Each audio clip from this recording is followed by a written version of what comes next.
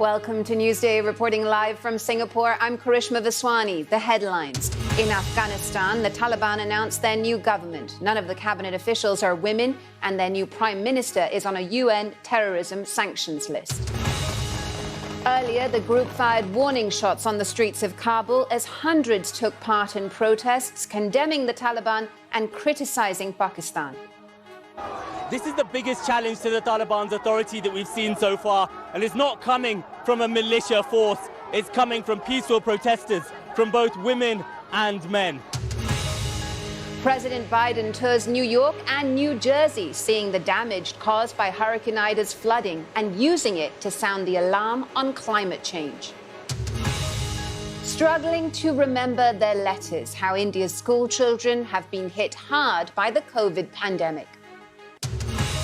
And Britney Spears' father files a petition to end his controversial 13-year control over her estate. We'll have the latest live from LA. Live from our studio in Singapore. This is BBC News. It's Newsday.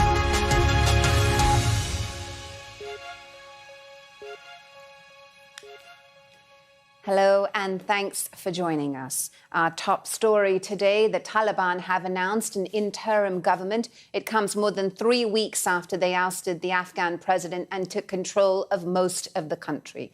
The head of the interim cabinet is this man, Mohammed Hassan Akhund, who also happens to be on a UN terror sanctions list.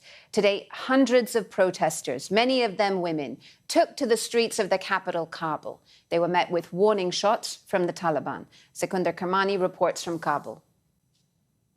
Meanwhile, a blue plaque has been installed at the former London home of the Muppets creator Jim Henson. He bought the home in Hampstead at the peak of the Muppets' success at the end of the 1970s. English Heritage unveiled the plaque ahead of what would have been the puppeteer's 85th birthday. Rolf the dog is the first Muppet that worked with Jim. He told my colleague Christian Fraser about his fond memories of time he spent with Jim in London.